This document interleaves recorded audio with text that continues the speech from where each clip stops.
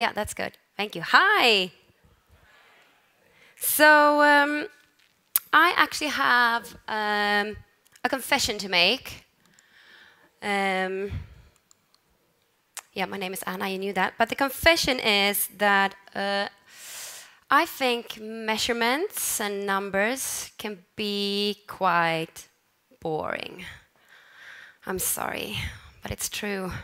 I mean, come on, how much fun is this number really? This is not the most exciting thing you've seen today, is it? I hope not.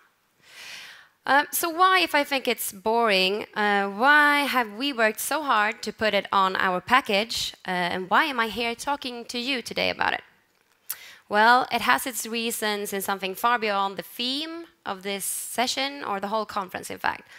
It's our climate crisis. Ours. So we must keep temperature rise below 1.5 degrees, or else we're all gonna fucking die. That's an actual quote, by the way, by the IPCC, the UN Intergovernmental Panel on Climate Change, you know, the organization that constantly sends out reports on the situation in the world. No, it's not. I'm just kidding. Of course not. They're very serious. So this is the actual quote. The small islands will be first, but nobody can escape. It is quite clear. I think that's also kind of scary, don't you think? We are in deep trouble. We must reduce our emissions of greenhouse gases. And as it happens, my industry, the industry I work for, the food industry, accounts for about 25% of those global greenhouse gases currently causing the world to heat up. 25%. And animal-based products, meats, dairy, accounts for more than half of the food's emissions. Actually, if you compare the emissions from animal-based food, they are equal to the emissions from all of the world's global transports. So all of the planes, all trains, all cars, all trucks combined, they are equal. Or actually, animal-based food stands for a bit more. So we think that it's very strange that when you go on a holiday, you can easily find out the amounts of greenhouse gases it will take to get you there. But it's almost impossible to find out the climate impact from what we eat. So we think it's about time people got that information. Food producers should declare the climate impact of their food on the package. I don't know if you can see it, but it's on the package. It should be as natural as declaring the nutritional value.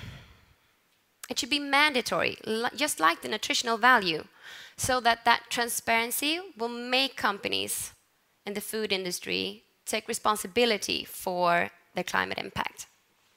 And also so that consumers can make informed choices. They want the information. According to an Swedish analytics company, every other young person could boycott a company that doesn't work with reducing their climate impact. So sustainability is not something we can ignore. We must step up as an industry, or else you will be left behind by a generation of engaged consumers. So we obviously decided that this is something we want to do at Oatly. We want to put the climate impact of the product on the package. Yay, everybody's really happy at Oatly, we're gonna do it. Then comes the question, how do we do it? Where's the manual? That did not spark that joyful reaction, I can tell you, because as it happens, there is no manual. There is no standard for how the food industry or food producers should declare the climate impact of their product. Which is quite important, because if you want to compare different types of food, you need to do it on the same grounds. Or else it's kind of like apples and oranges. So it needs to be comparable. So yeah, okay. No standard, no manual to look in. So we asked ourselves, can we do it anyway? We started, and we found 3 big challenges. And I thought I'm going to tell you a bit more about them. So it's what I've summed up as the scope, consequences and making sense. Okay, so first off, the scope. I was going to say now the biggest challenge, but no, they're all equally big. So the scope is about what do you include in the climate impact of a food product. Well, of course, it's always based on a life cycle assessment, the climate impact from cradle to grave that a product is responsible for. So in our case, oat field to consumer in the store. But it can still vary a lot in what that includes, even though it's always done by like consultants, or in our case, a fabulous company called Carbon Cloud. So you don't actually do the calculations yourself, but you have to be a part of deciding what should be included in the footprint. So we, for example, thought about packaging. Should that be included? We think so, because it's a big part of getting the product to the store so the consumer can buy it. But not everybody thinks that it should be included. So it can vary. And then when you have decided the scope for what you want to include in the climate data, it's the small task of collecting all that data that you need from an industry that has not been asked those kinds of questions before. So, I mean, you try asking a French truck driver how fully loaded his truck was when transporting your products, because you need to know the emissions from his truck that your products are responsible for. Massive challenge. I don't know if there's any French people in the audience. No? Good. I'm sorry. I apologize. Especially because it's not very nice of me to blame the French people, because we actually had some problems figuring out the data from our own factory here in Sweden. So we needed to get the data. Okay, so how much energy does it take to create each and every different product that we make? So is it the same energy consumption in our production for creating oat gurt or oat spread? So we didn't know that. So we had to start like a whole other side project figuring it out. So it's not all the French fault. Yeah, as I said, we have our factory here in Sweden, and we are from Lund University from the beginning, and we're actually quite a young company, fast growing, very exciting, with new markets and new production sites and new supply chains. So it is quite the task to collect all the data you need for each and every product. And we also found out that the same product can still have a different climate impact. So take our barista, for example, in Sweden called iCaffe.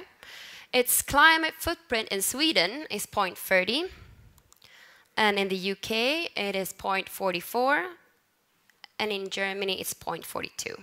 So it's the same product, same ingredients, but different supply chains. So they are produced at different factories, have different packaging, and different transportation. So it's a big, challenging task.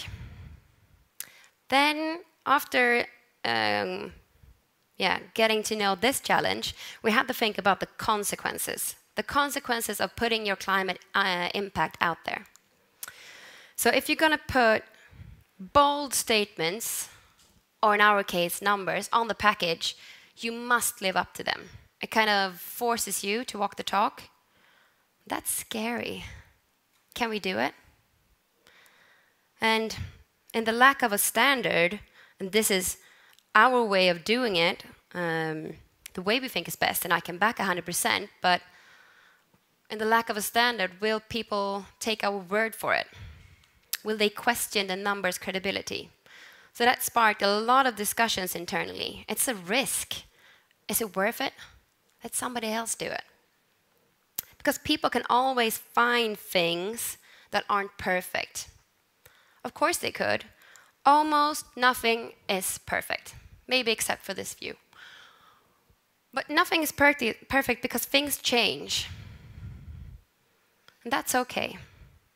So after being a bit scared, we decided that, or remembered that it's not about being perfect. Perfect is boring. Perfect doesn't change outdated, broken food systems, or whatever it is you want to change. Dialogue does. Knowledge does. Transparency does. What is the worst thing that could happen? Well, it could be that somebody had a better way of calculating than us. Great, tell us. Somebody has a lower climate impact than us? Great, motivation. So I think the worst thing that could actually happen is that we do not act because we are afraid. Knowing what we know, not doing this was not an option. So now our consumers can see the climate impact of our products on the package, but does it make any sense? How do we make it interesting, funny, not boring? I think you need to put it in a context. You need to have something to compare it to. Like cow's milk, for example. Yeah, that's the old number. You remember that. We don't need to look at that again. So, yeah, you need to compare it to something. Cow's milk. We get a lot of criticism for comparing our product to cow's milk, but I think there's a point to it. You compare it to milk, cow's milk, you can compare it to cheese or pork. Did you know that cheese has a higher climate impact than pork?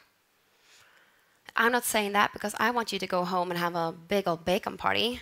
I still work at Oatly, can't say that. I'm just saying that to show you that there's a need for knowledge.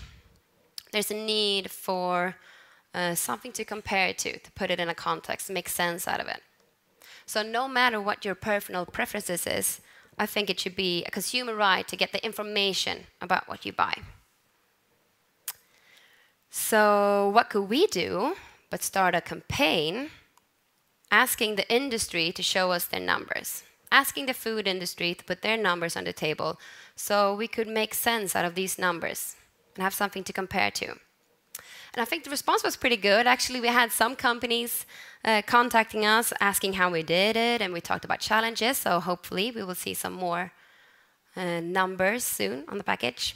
Maybe not from everybody, but I think it's a positive movement. And then there's the question of how did the consumers react? Well, they had a lot of questions. They asked things like, is the transportation included to my country? Have you thought about the humus soil in Sweden while calculating the climate impact? It does matter. How does the climate impact compare to organic milk in my hometown? So they had so many questions, and we thought it was pretty awesome because we love chatting about the climate, and the dialogue is what brings us forward. So we were happy, and yeah, they are very engaged consumers. So they had a lot of questions, but were quite positive. Great. So in conclusion, it was a monster of a challenge that did not only double dare us, but triple dare us, and we took it on. But we've been thinking about what the real challenge are, with measurements and communication, life. So I think it is doing things, to dare to do things you think is important, even though you don't know how to from the start, or how people will react to it. We need to go into that dark tunnel without knowing what's at the end. Just do it. It's actually quite a fun place to be, and you will learn. Take my word for it. Because learning is I'm gonna say the only way to move forward. Imagine what we could accomplish if we would focus more on discussing difficult things together and learning rather than being afraid of being criticized. I think we could do amazing things. The fear of the unknown or not being perfect is the big scary monster and the biggest threat to humanity, if you ask me, mankind. And our chances of solving climate change. So we can't just sit and wait, we must act. So I just want to encourage you to hug that big, scary monster and just go into the wild unknown, risk something. Our future depends on it. Thank you.